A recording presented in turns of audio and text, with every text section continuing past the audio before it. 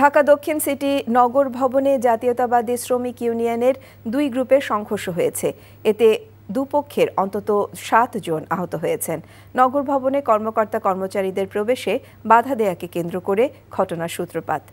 ৩৯ দিন পর নগর ভবন সচল হওয়ার একদিনের মাথায় আবারও অনিশ্চয়তায় নগর সেবা কার্যক্রম। নাজিবুর রহমানের রিপোর্ট। কর্মকর্তা কর্মচারীদের একটি পক্ষ নগর ভবনে আসলে ইশরাকপন্থীদের বাধার মুখে পড়েন তারা। বাকবিতণ্ডার এক পর্যায়ে তা সংঘর্ষে রূপ নেয়। প্রত্যক্ষদর্শীরা জানান, শ্রমিক ইউনিয়নের একটি পক্ষের নেতৃত্বে থাকা আরিফুজ্জামান প্রিন্স আরেকটি গ্রুপের নেতৃত্বে থাকা আরিফ চৌধুরীর অনুসারীদের মধ্যে সংঘর্ষ হয়। দুটি গ্রুপই নিজেদের ইশরাক হোসেনের সমর্থক বলে দাবি করেন। ইঞ্জিনিয়ার ইশরাক হোসেন সাহেব খুলে দিয়েছেন এবং সেই পর্যায়ে আপনারা দায়িত্ব পালন করেন, কিন্তু আমরা আসলে বাস্তবে এসে দেখি এখানে বহিরাগত কিছু লোকজন নিয়ে তারাও মহড়া দিচ্ছে, কর্মকর্তা কর্মচারীকে ঢুকতে দিচ্ছে না। আমরা এটা প্রতিবাদ করেছি। প্রতিবাদ করার পরে আমাদের উপরে তারা হামলা চালানোর চেষ্টা করেছে। আমরা আমাদের কর্মচারীরা ঢাকাবাসীরা সেটা প্রতিরোধ করেছে।